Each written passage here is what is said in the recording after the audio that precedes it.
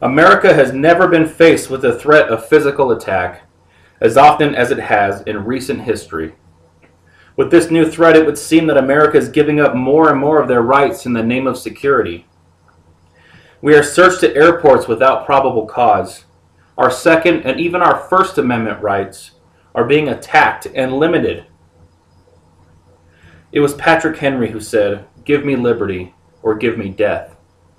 This phrase seems lost on Americans today. The Fourth Amendment gives us the protection of the right against unreasonable search and seizure.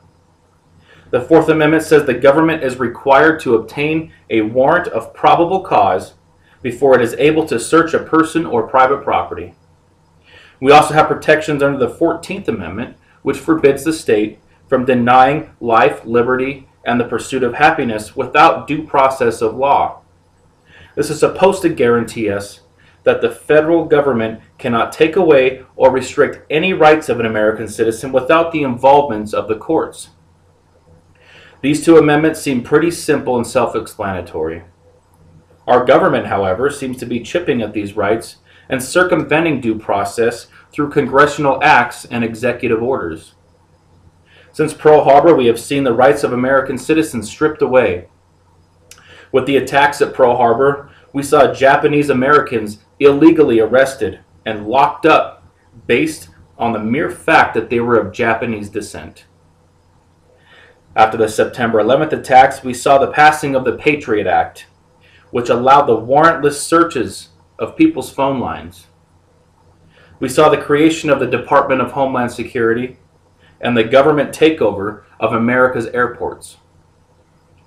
There are privacy-invading machines, pat-downs, strip searches that happen without probable cause at these airports.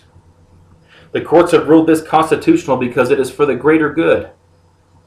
I don't remember seeing any clause that talks about the greater good anywhere in the Constitution. This language of the greater good devalues the individual and the individual rights, which is what our nation was founded on in the first place.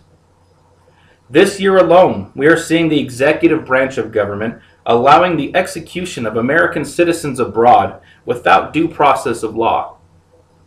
These things are just the first steps down a dangerous road if we as citizens don't wake up. The recent shootings and now the bombings in Boston, we see even more cries for security. This is the guise the government needs to chip away at our rights. It uses the emotional knee-jerk reaction to pass legislation and executive orders until eventually we are stripped of the ability to protect ourselves and thus have to rely on the government for our personal security. Yes, the government is there to protect its citizens, but not to dictate its citizens. If the government would keep its eyes off of its citizens and stop treating them as the possible enemies and keep its eyes on the real threat, things like this just might be less common.